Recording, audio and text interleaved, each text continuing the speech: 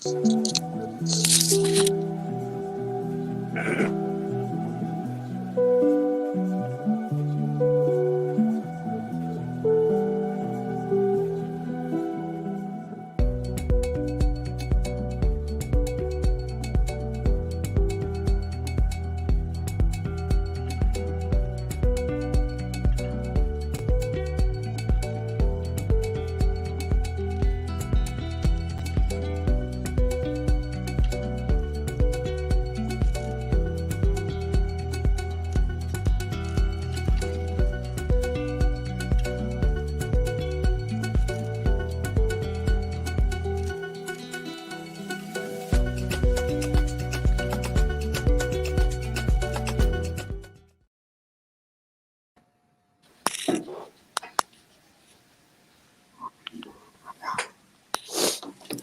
afternoon, ladies and gentlemen, my esteemed panelists, and my distinguished guests. Welcome to the second edition of Leaders Roundtable 2023, a collaborative action for health equity.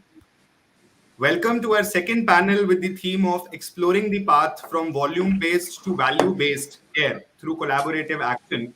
This series is organized by Voice of Healthcare with the support of United Nations Global Compact Network India, Parul University and Parul Sevashram Hospital, and BR Life, a healthcare initiative of BRS Ventures Limited.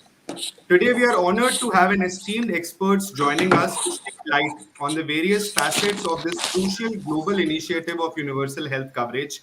Without further ado, allow me to welcome my panelists for the day. We have Dr. Somnath Singh, Deputy Director at UN Global Compact Network India. Good afternoon, Dr. Somnath. Thank you for joining us. We have Dr. Karan Thakur, Vice President at Apollo Hospitals. Good afternoon, Dr. Karan. Thank you for joining. We have Dr. P.K. Goswami, Senior Advisor at Institute of Global Development. Good afternoon, Dr. Goswami. Thank you for joining. We have Dr. Rajesh, Chitre, Sub-Regional Compliance Officer, Southeast Asia, North plus India, MERCK. Good afternoon, Dr. Chitre. Thank you for joining. We have Mr. Pawan Varma, CEO, Institute of Research and Growth. Hi, Dr. Varma. Hello. Thank you for joining. We have Mr. Mukesh Sharma, Executive Director, Population Service International India. Hi, Mr. Sharma. Thank you for joining. We have Dr. Karthik Ramesh, Founder and CEO of Sentinel AI ML Labs. Good afternoon, Dr. Ramesh. Thank you for joining. And we have Ms. Neeta Agarwal, Program Officer at UNGCNI and Public Health Expert. Hi, ma'am. Thank you for joining. Dr. Somnath, over to you. So for our audience, Dr. Somnath will be moderating this particular set of discussion. Dr. Somnath, over to you, please now. Thank you. Thank you very much, Dr. Nishant, and thank you very much all the speakers and my warm welcome to Voice of Healthcare to collaborate with UN Global Compact Network India for the second edition of Health Coverage Day. Before we start our panel discussion, I would like to give an overview of the Universal Health Coverage Day, because the case for Universal Health Coverage Day is very clear. Universal health coverage, they ensure all people everywhere can get the quality health services they need without financial hardships. It is the key to attaining sustainable development goals and to coping with the interlocking health, humanitarian, and climate crisis our world is facing. So every 12 December, advocates worldwide mobilize on Universal Health Coverage Day to call for a strong, equitable health system that leave no one behind. As per the history is concerned behind this Universal Health Coverage Day, so I would like to mention here that the United Nations General Assembly is one of the six principal organs of the United Nations.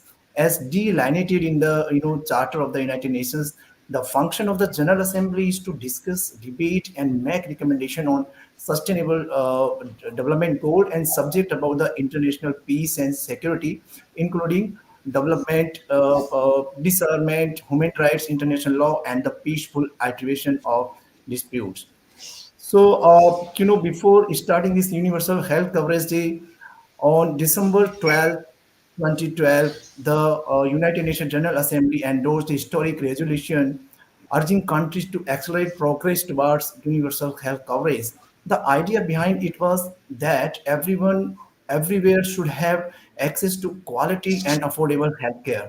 It was the first declaration made by United Nations General Assembly to urge all the nations countries to accelerate progress towards universal health coverage as a priority for international development. So after that, in 2014, the Universal Health Coverage Coalition was, established to celebrate 12 December as Universal Health Coverage Day to hold leaders accountable to their promise of health for all. So again, in 2017, on 12 December, the United Nations officially, designates 12 December as the International Universal Health Coverage Day. So again in 2019, when it was a COVID-19 pandemic, a global movement calls on world leaders to keep the promise they made at the 2019 high-level meeting on universal health coverage and achieve health for all by 2030. So continuously in 2020 we have universal health coverage with different objectives, and in 2022 USC Day marked the last celebration before the 23 high level meeting on USC to assess the progress of the mandate and the promise which was made in the first meeting of the universal health coverage day. So, about the second edition of UN Global Compact and Voice of Healthcare, second edition of Leaders Roundtable, I would like to mention here that working in the development sector, to accelerate efforts towards achieving sustainable development goal 3, which talks about health and good health and well-being. So we found that there is a lots of pressure on healthcare healthcare sectors of India. So definitely we have to shift from volume based to value based care. So what are the basic the strategy that every sector should play a different role to ensure value-based care across the healthcare ecosystem. So we know that in the world we want all people should have access to quality health services without financial hardship. So Universal Health Coverage Day lifts people out of poverty, promotes the well-being of families and community, protect against public health issues and crises, and moves us towards achieving health for all. And this is the key to coping up with the interlocking health and climate crisis that our world is facing. Another factor affecting the healthcare sectors badly is corruption, which is an undeniable reality and arguably the most serious ethical crisis or issue worldwide. The healthcare services is considered one of the most corrupt service sector in India. Almost everybody in the country has been a victim of some form of graft or malpractice. Unlike other sectors, in the healthcare sectors, corruption is a matter of life and death. So that's why Universal Health Coverage Day,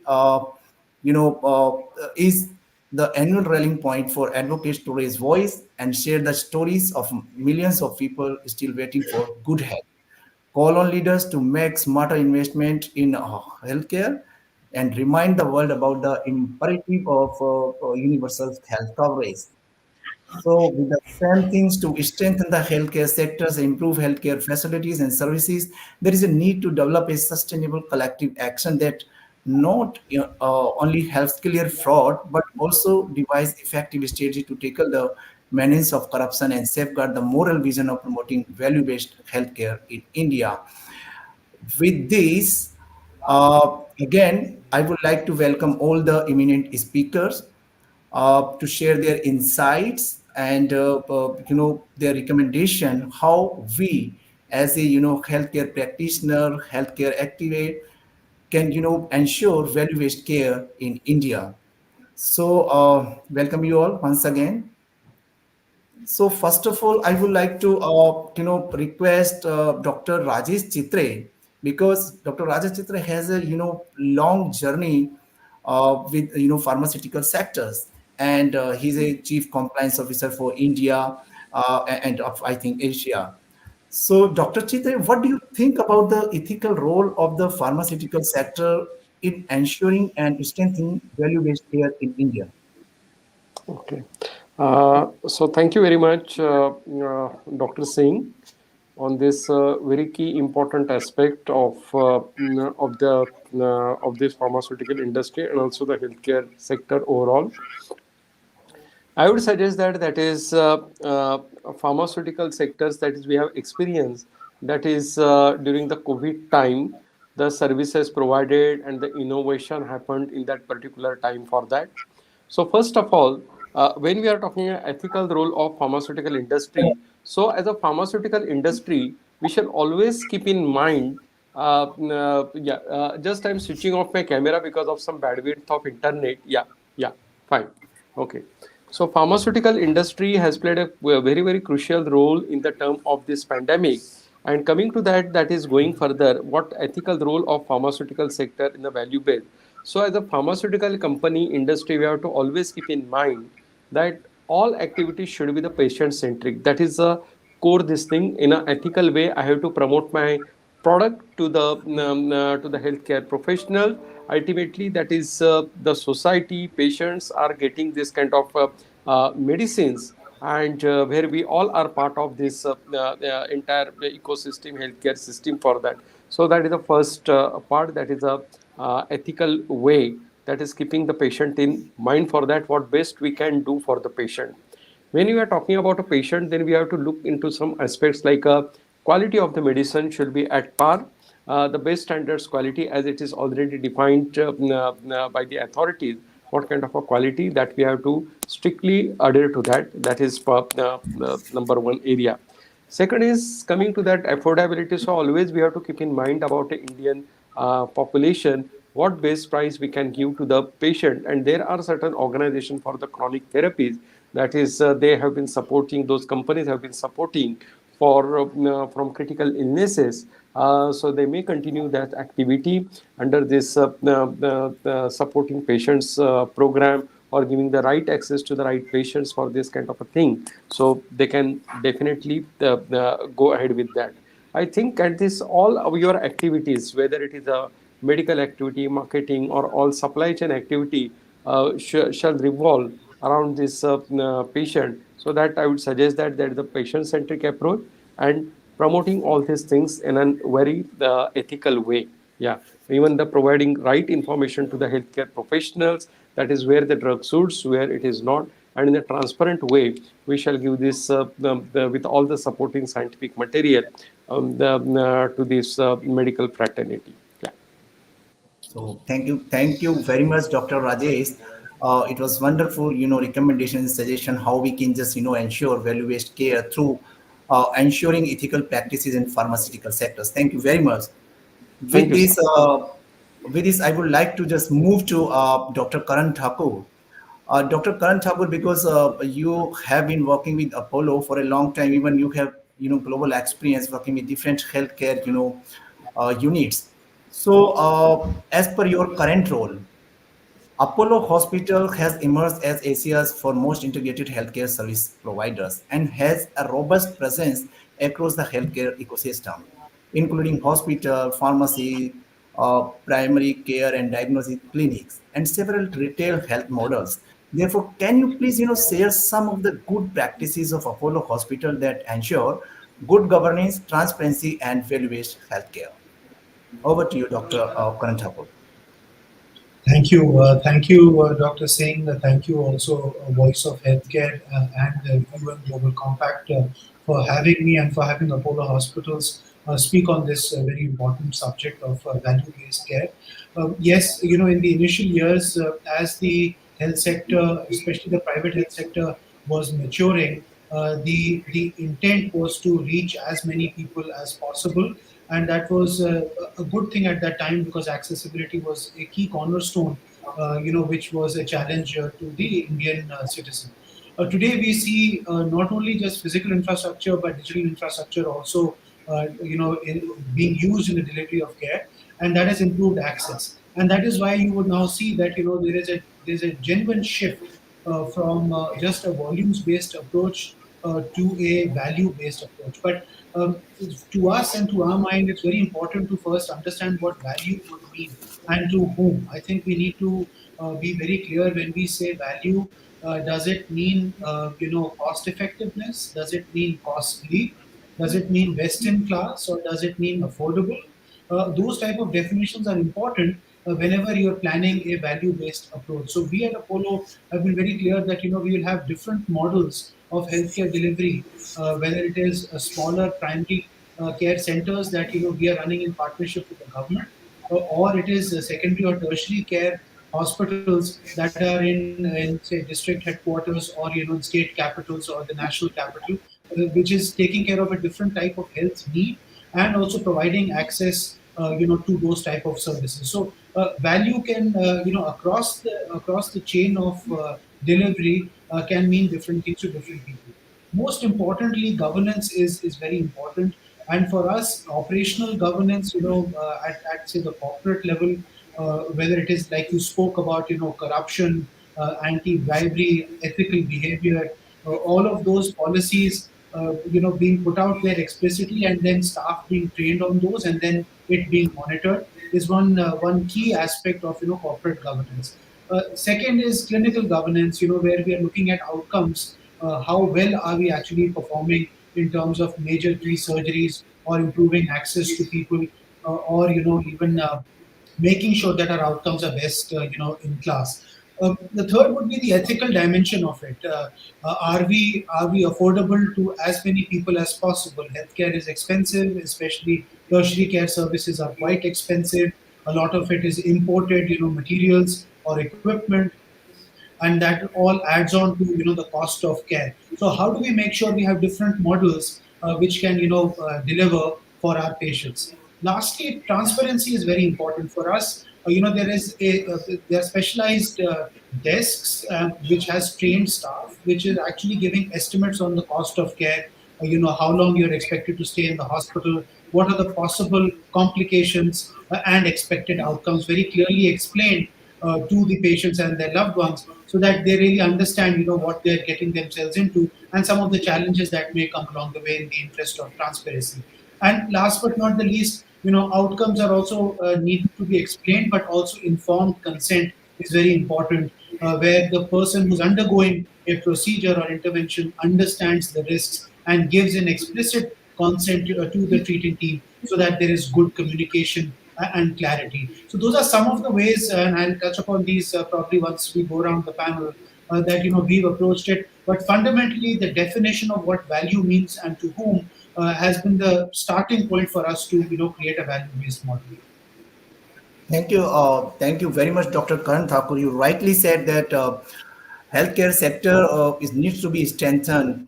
Lot of organization are working towards promoting good practices, but good governance, ethical practices, and transparency are some of the pillars, some of the keys that can ensure value-based care. Because value-based cannot be defined in one word. It is cost effectiveness or what, but definitely we as a healthcare practitioner or healthcare providers have to ensure that healthcare services should be equally affordable to all the communities. So thank you very much, Dr. Karan Thakur, for your wonderful insights and the suggestion.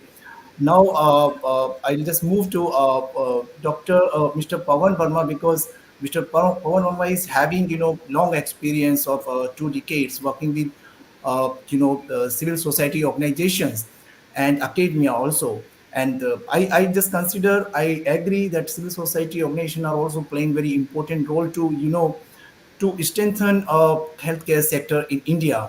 So with this note and this the im- desire or this image in my mind, over 20 years of working with different CSO with a focus on healthcare, Mr. Pawan, can you share how the civil society organization can help the healthcare ecosystem at the policy level as well as community level to improve healthcare and provide value-based care, preferably to the economically weaker section who are not able to access to the required healthcare services in India? Over to you, Mr. Pawan Varma.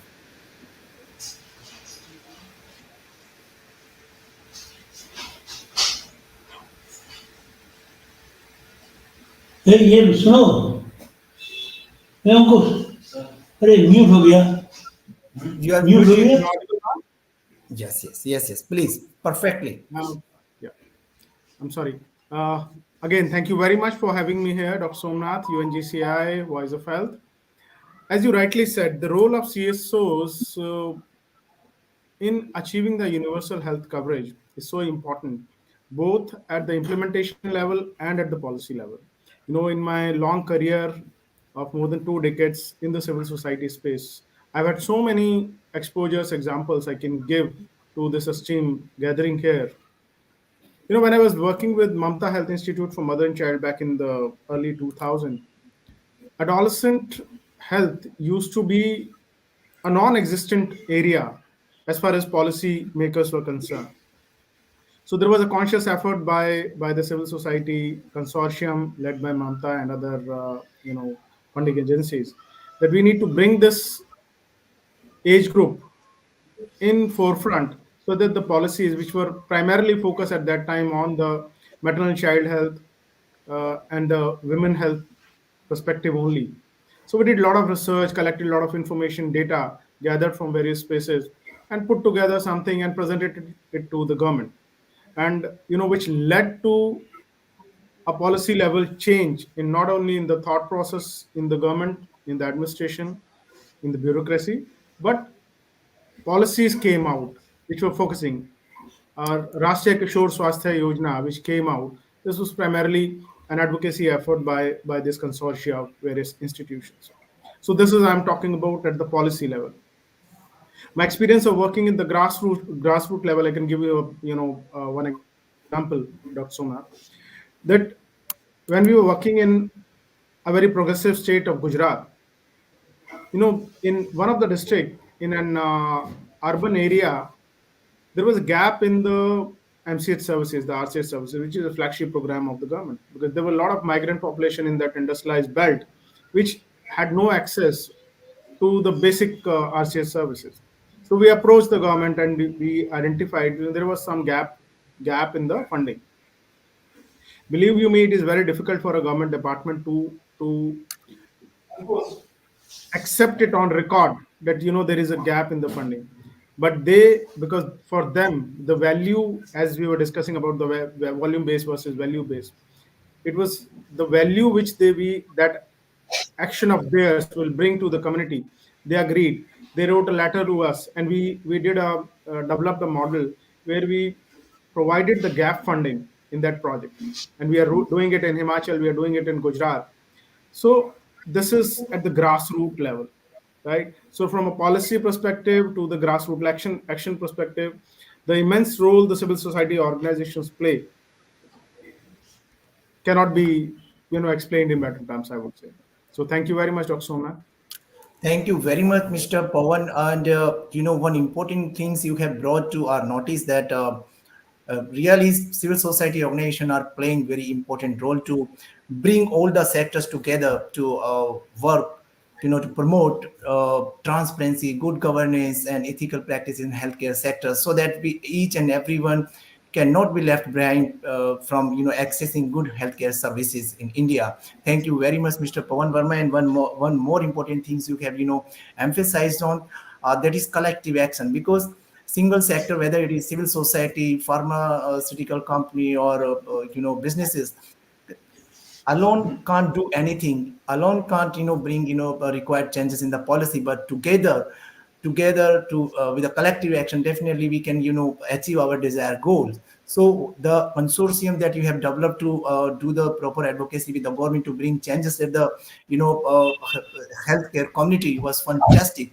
Thank you very much, Mr. Pawan. Now, with this note, I would like to move to a very experienced person, because who has given more than 40 years in healthcare sector, and by profession he is also a doctor or pediatrician.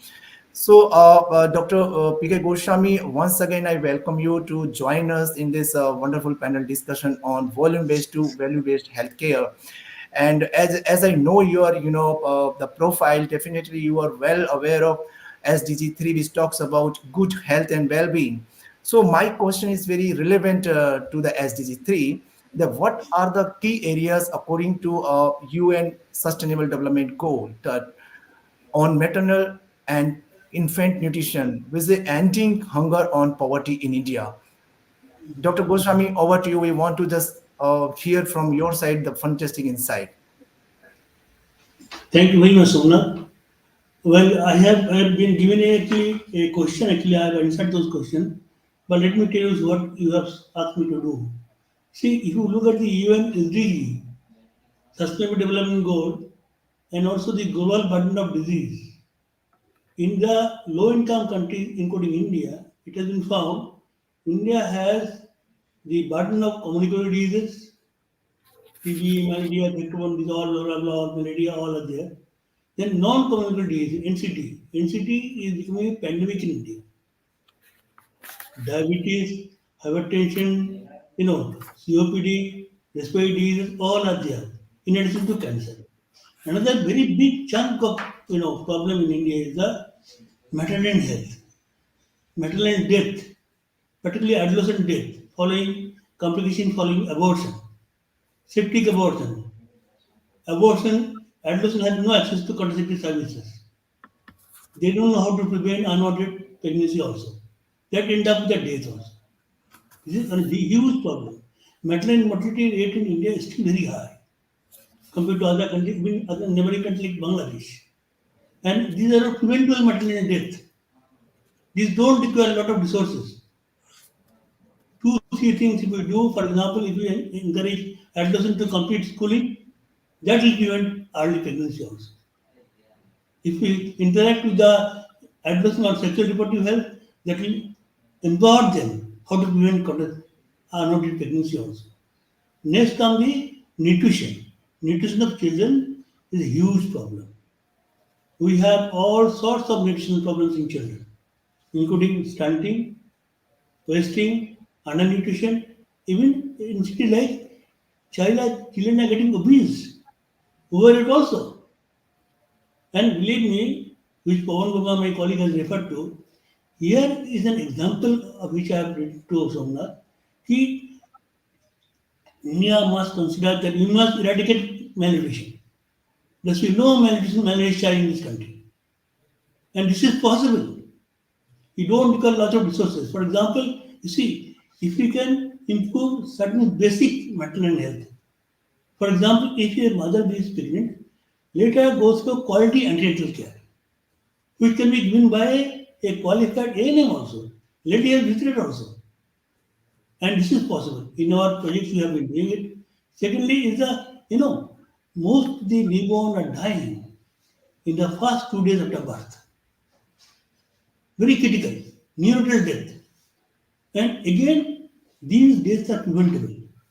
Cause is very simple: prematurity, low birth weight, and some genital complication.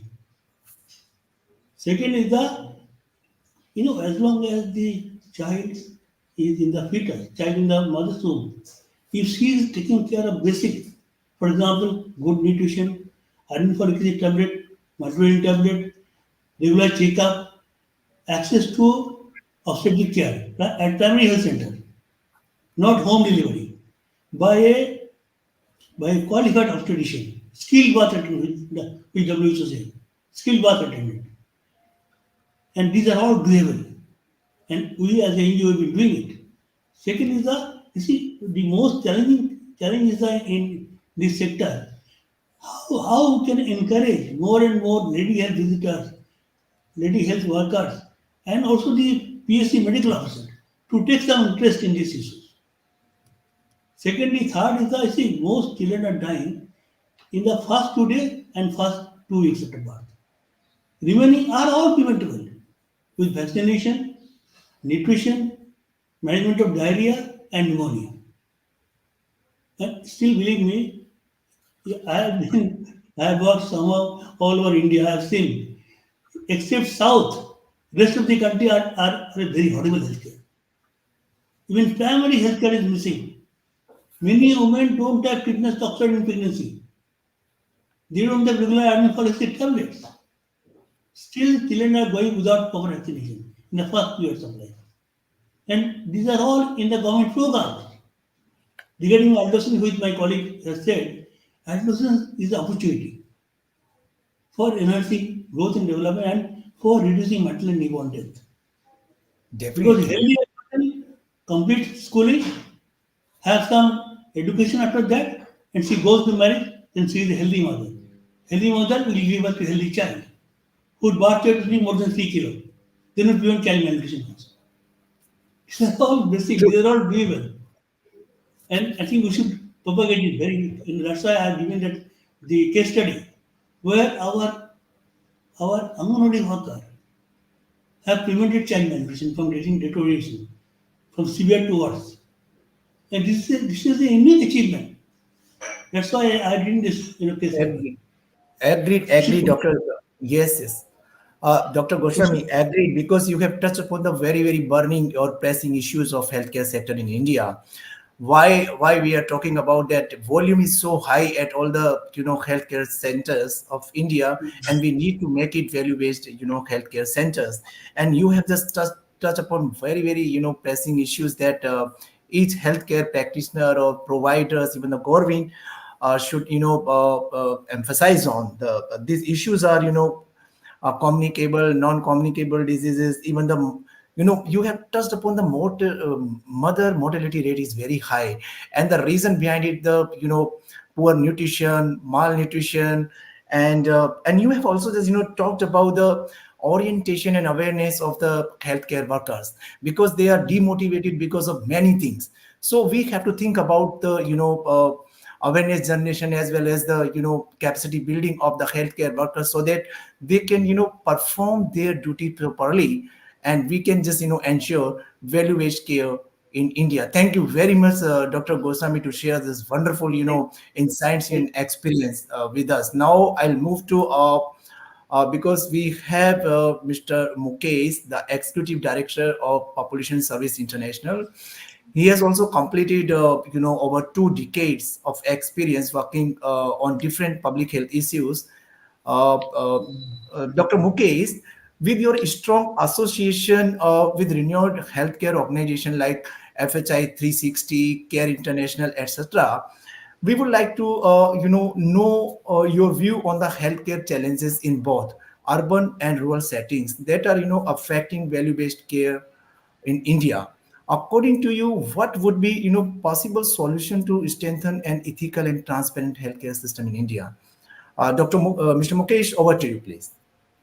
Thank you, Dr. Somnath, and thanks for inviting me and PSI India on this platform.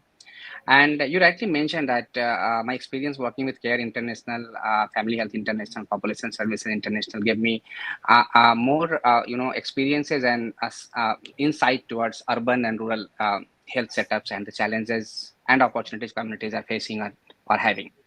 So one thing is very important, and we have to always ask ourselves that whenever we are talking about volume and value, what exactly does it mean, and who is accountable for ensuring universal health coverage, and that to be with the quality health services. So generally, this question comes in mind, and we think that okay, perhaps this is the responsibility or accountability of government, but really is it? It may be the responsibility of private sector, but really is it?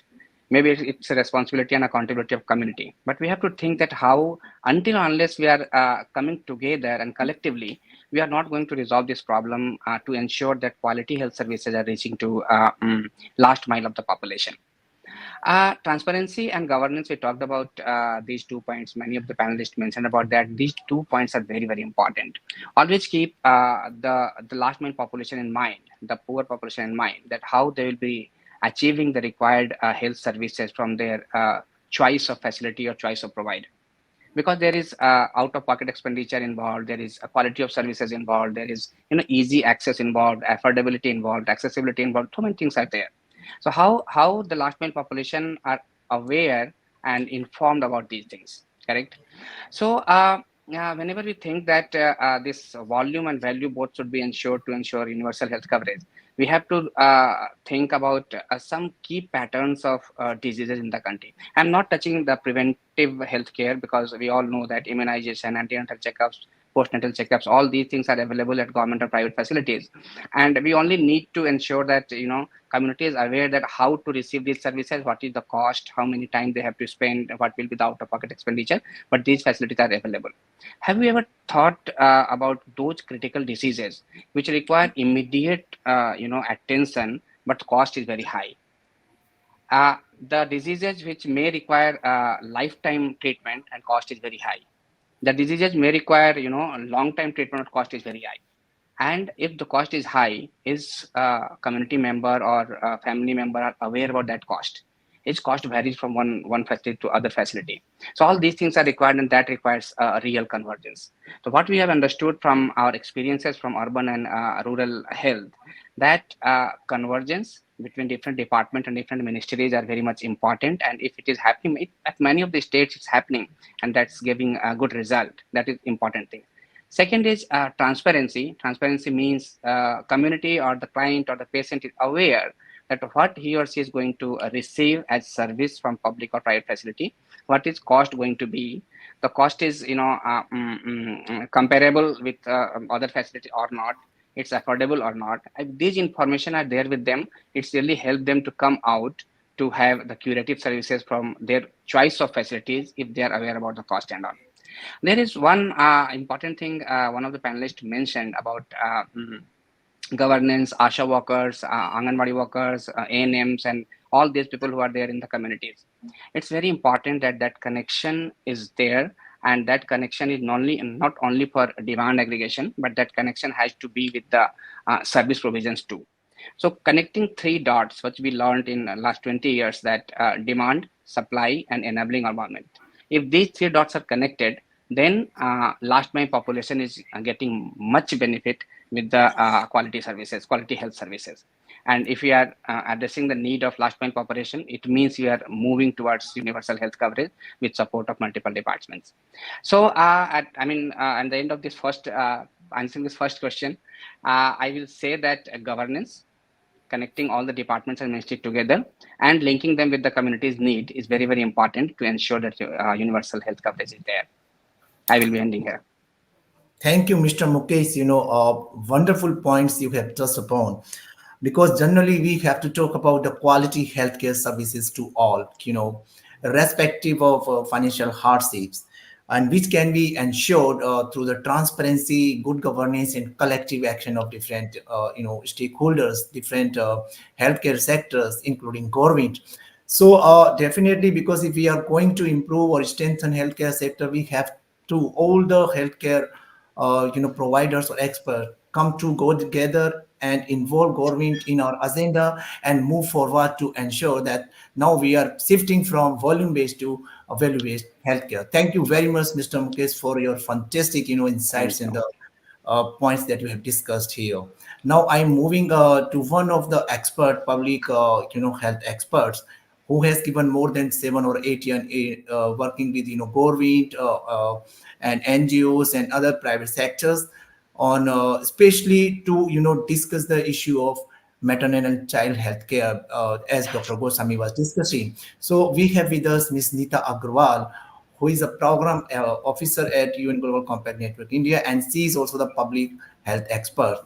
So, Ms. Neeta, in your opinion, what role all do different stakeholders play in the success of public health programs aiming to achieve universal health coverage, particularly in marginalized or underserved communities?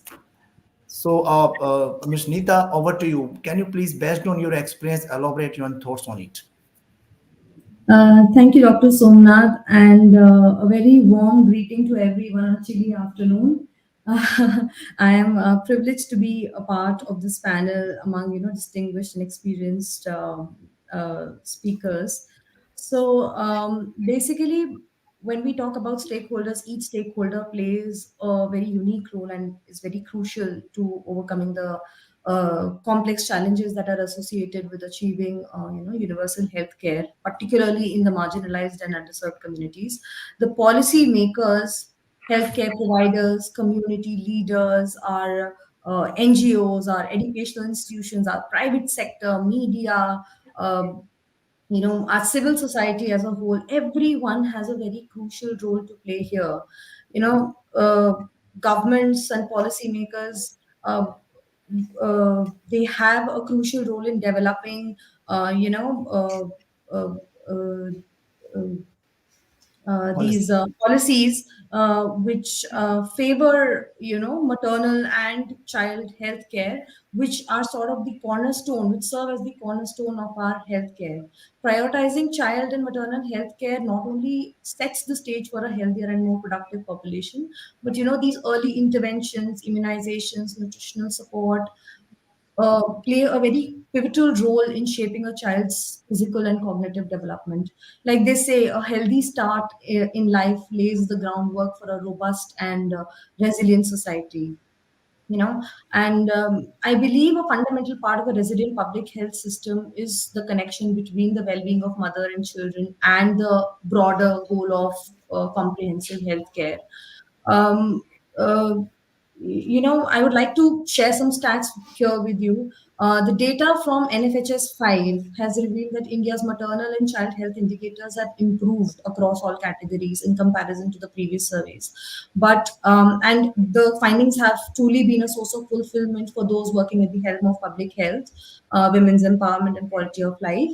Um, one of the primary reasons why we have achieved success across these different parameters is also because pregnant women have begun receiving adequate institutional support, and the percentage of childbirths that have taken place in public facilities, as well as the percentage of births attended by skilled professionals, has improved.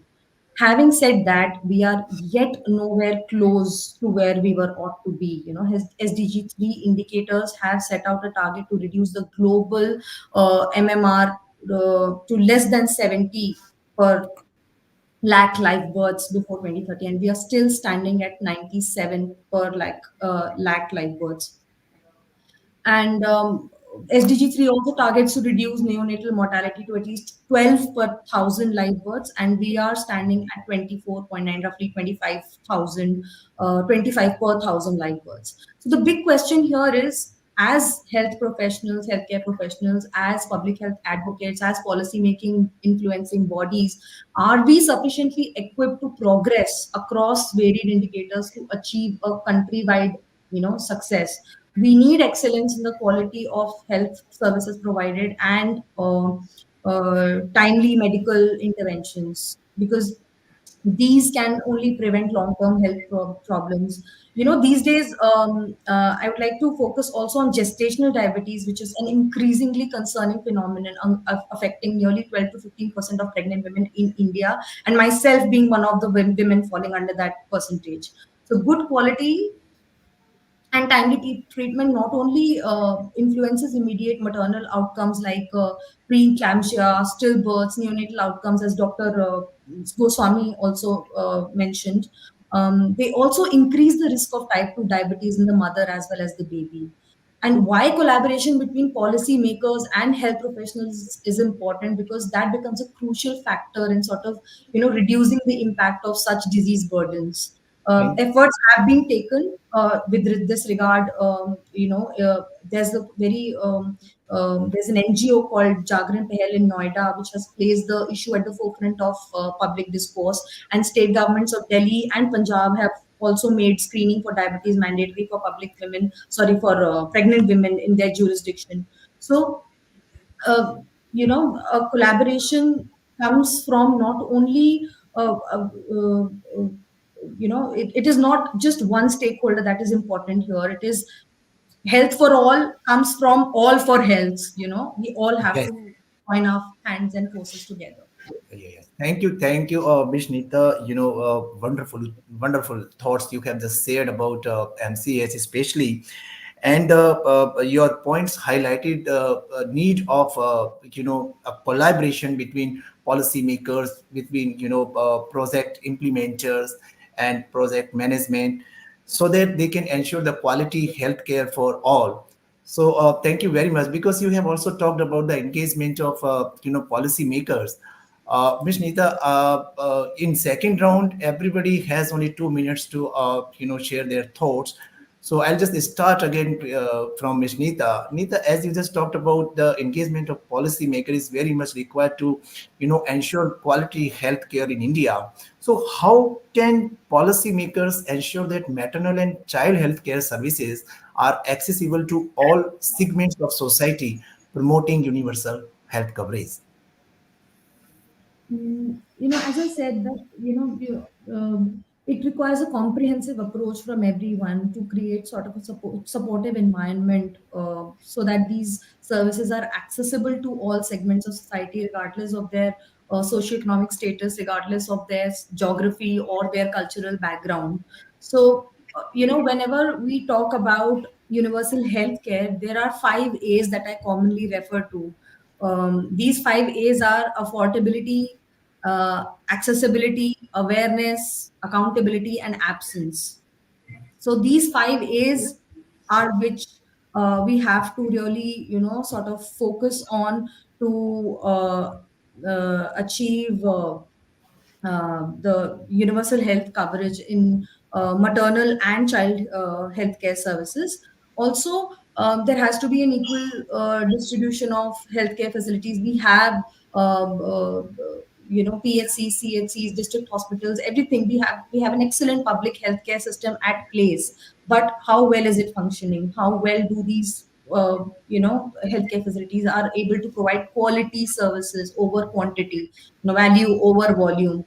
And there is also need to promote community-based healthcare models that bring essential services closer to where people live, and train and deploy our community healthcare workers to provide basic maternal and child healthcare services. We still have ASHA workers and Anganwadi workers still struggling to run their day-to-day lives. They struggle to get their salaries. They struggle to, when they're not even remunerated well on the for the services that they are providing. How do you expect them to provide quality services and mm, fulfill their duties on time?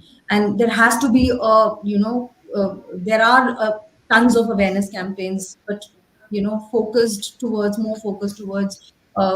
importance of maternal nutrition, family planning, and child immunization. I think there we have to focus on a vulnerable population also to sort of integrate these services. Thank you. Thank you very much, Ms. Nita, for fantastic, thoughts from your side. And definitely because engagement of policymaker is very much required to ensure good quality for all.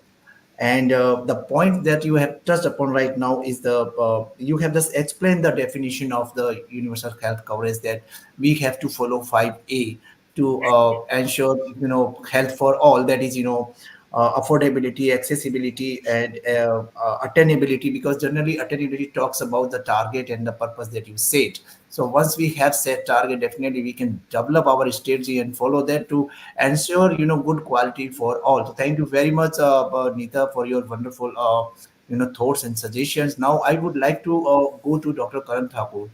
Dr. Karan Thakur, because we have discussed a lot about the strategy and approaches that can help us to shift from volume-based to value-based healthcare sectors.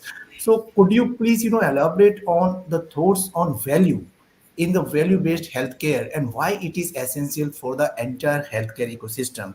Dr. Thakur, over to you. Yes, the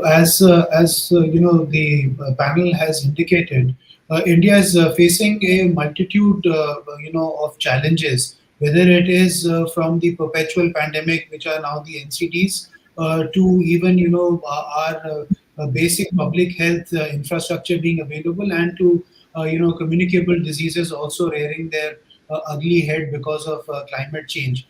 So we have to have an approach which looks at all of these and not just focuses on one. And the real definition of universal will be to ensure that all are addressed in an equitable manner. We know funding sometimes is disproportionately aligned to one or the other, and I think it's time that we look at it more holistically. Second, I think we've not touched upon the importance of insurance or a coverage mechanism, which can offer value-based care for large sections of the population. We've seen the schemes that have been launched in the past 8 years have led to enhanced coverage being offered to a large section of the population, and I think that is driving some of the value-based behaviors within the healthcare delivery sector as well, whether it is private hospitals or not-for-profit hospitals or even government hospitals. So I think as insurance grows, there will be a push towards not just volumes but also value, because we see both insurance companies and payers, whether it is government or let's say an employer, are asking, how can you keep patients healthy? How can you ensure that you provide access to them, uninterrupted?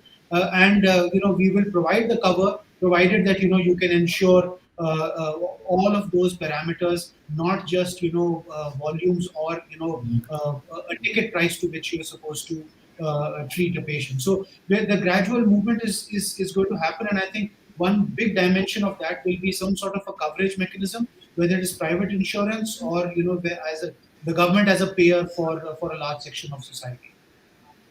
Thank you very much, Dr. Thakur, because you have just touched upon the issue of basic healthcare, and you also talked about the insurance and coverage mechanisms should be in place to provide good health services and quality health to each and everyone in India. Besides this, I want to add to your comments, to your insights, that when we talk about the value means that people should be ethical. Actually, a healthcare providers should follow the ethical and responsible business practices. So I think there will be no discrimination.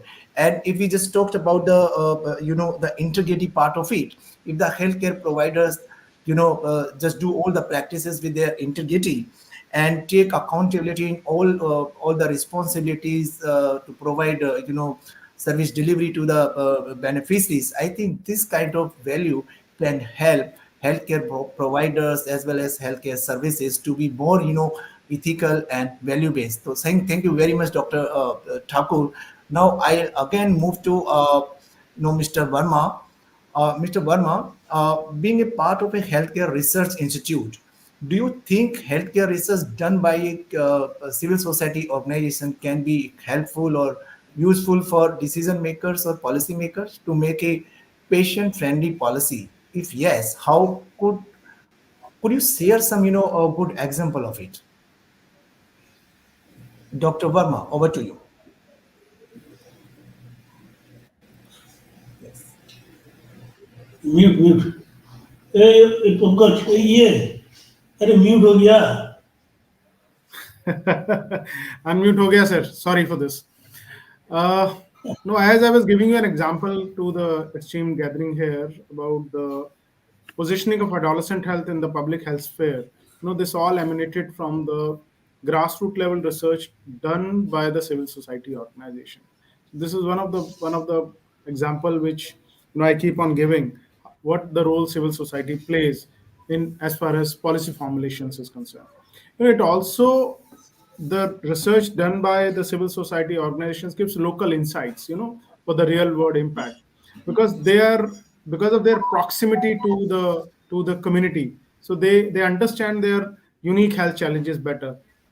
Also the cultural nuances of those sections of the society, social determinants, how they determine the overall well-being of the individual. This can come out with an active participation of civil society in the health research domain. Also, identification of priorities could be another area, where, because when the government, state government or the central government, when they are making policies, of course they do use their own data sets, but which part of a political policy needs to be prioritized when it comes to implementation. This can also come up with the active participation of civil societies, and goes without saying, CSOs are the advocates for the most vulnerable population of our society, so they can bring out their perspective, what are their unique needs when it comes to policy, for the forefront. As Dr. Thakur was talking about the importance of insurance coverage for delivering the universal health coverage, and Mr. Mukesh Sharma from PSI, he was mentioning, the primary healthcare services are available, and if the government can focus more on there are specific diseases which are very difficult and costly to handle for the population, if the focus can be there. But I have a slightly difference of opinion here, because for diseases or tertiary care, our private sector is highly active in that space. Dr. Karan Thakur is representing one of the most dynamic group in that space. And insurance coverage, the easiest way for the government is to take on itself the premium for paying those. So providing UHC in tertiary care space, that's a much easier journey for me as far as government policies is concerned. But when it Thank you. comes to providing primary space, just a 1 minute, Dr. Somnath, providing primary space, still there are large swath of our country where even the basic, as Dr. Goswami was mentioning, the value-based primary healthcare is not delivered.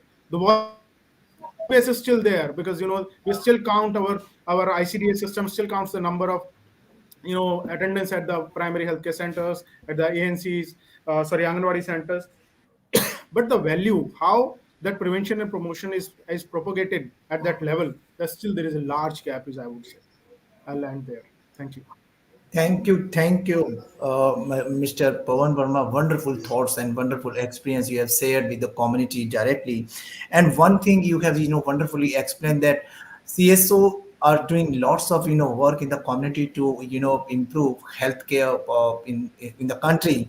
But political will or political participation is something that is very much important to, ensure quality healthcare to each and everyone in India.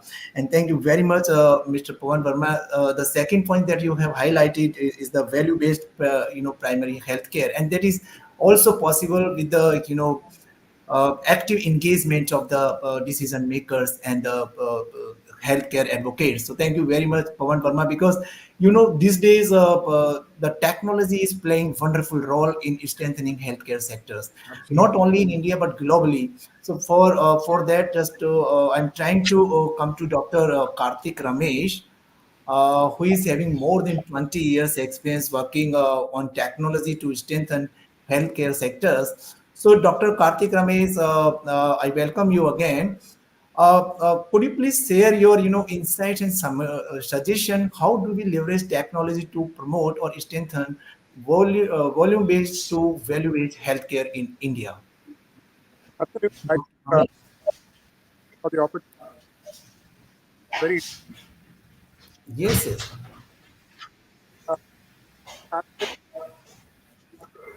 uh, Dr. Ramesh, your voice is not audible. We are not, listening to you properly. Yeah.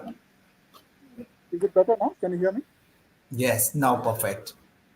So I was talking about triangulation of value-based care along three vertices, and the apex vertex of that triangle, if you can imagine that to be value, which is driven by values of an organization, right?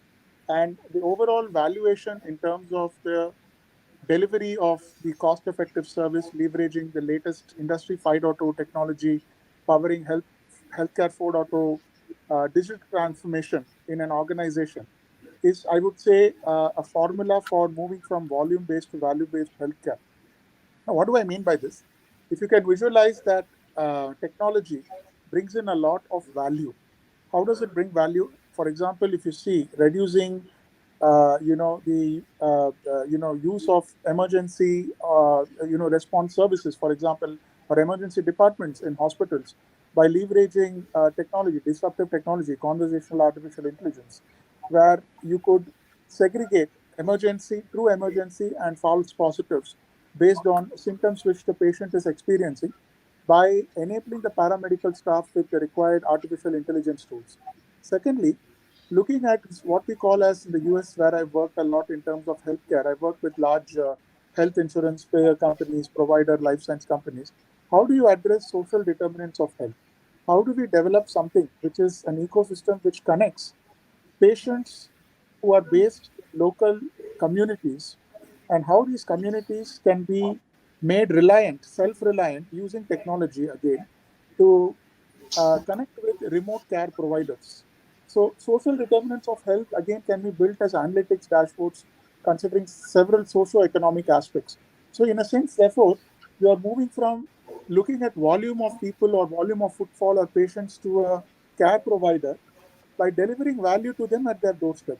third thing is moving to outcome-based healthcare delivery. So what do we mean by outcome-based healthcare delivery? Especially if you look at critical care areas, you look at areas of addressing terminal illnesses or geriatric care. So what are the outcomes which we are addressing through provision of some of these healthcare services, and how can we measure those outcomes? How can we quantify the benefits in terms of coordination, efficiency, productivity, and overall satisfaction, patient satisfaction index, if you can call it so. And lastly, I think with the rise of emerging technologies such as 5G, and now we are looking, at the explosive growth of generative AI. So there is a lot of scopes to, train care providers to educate, clinicians better, to aid the decision making, the diagnosis.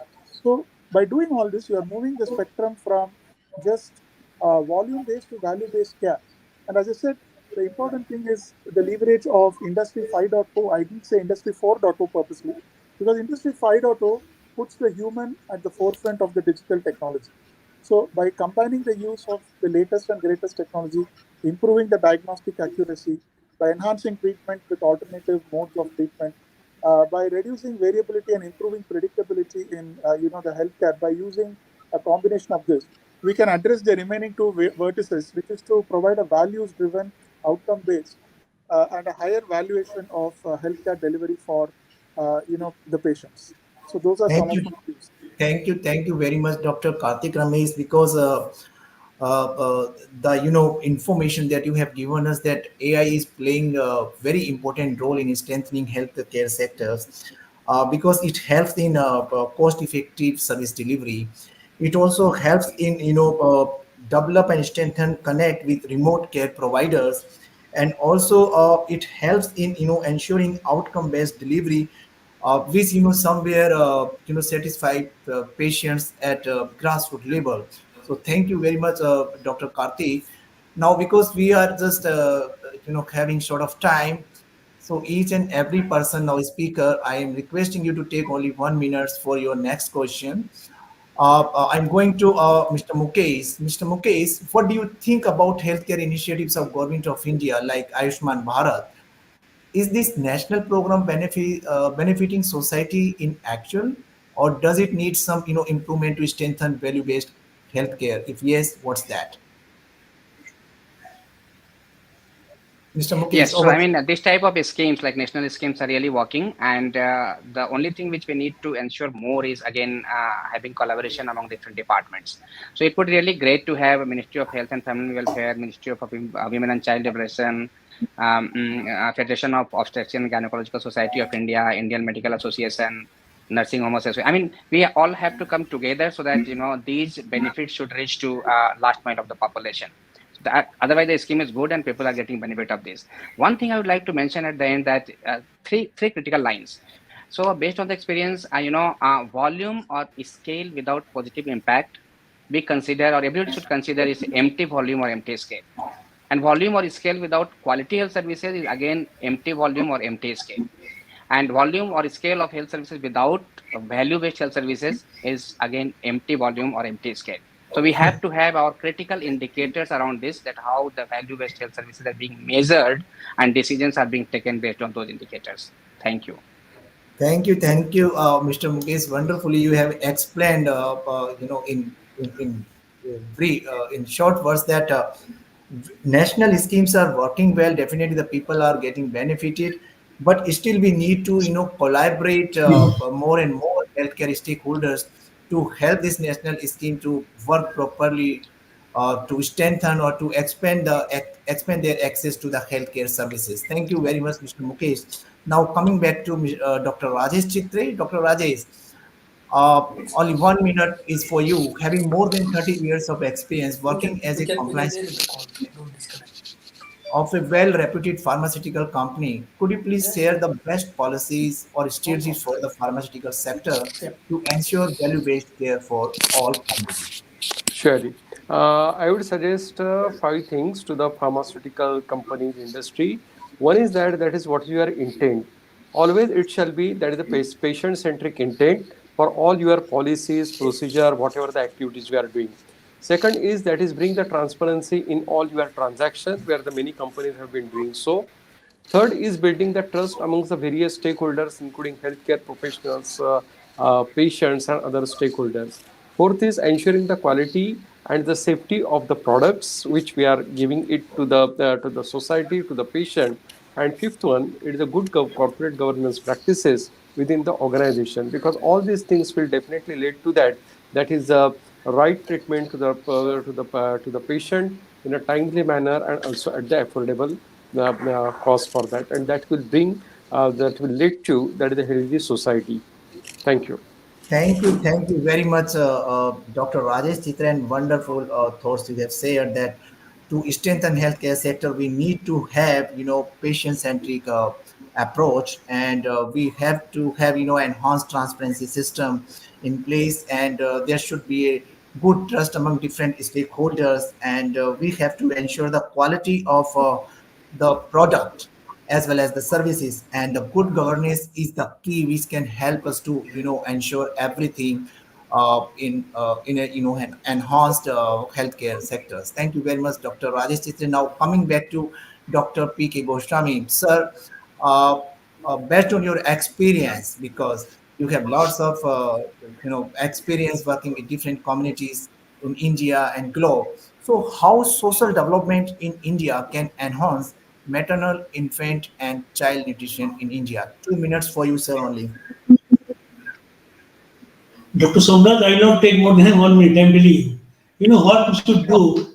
We should all try all our resources and allocation for advocacy to increase investment on health. Budgetary allocation of health must increase.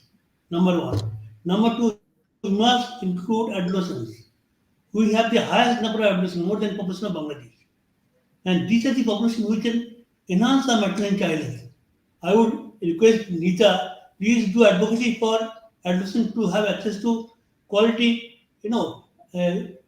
sanitary pad, low cost, quality, affordable sanitary pad. This will do a lot of good to adolescents. And focus on quality health and education for all. That's all.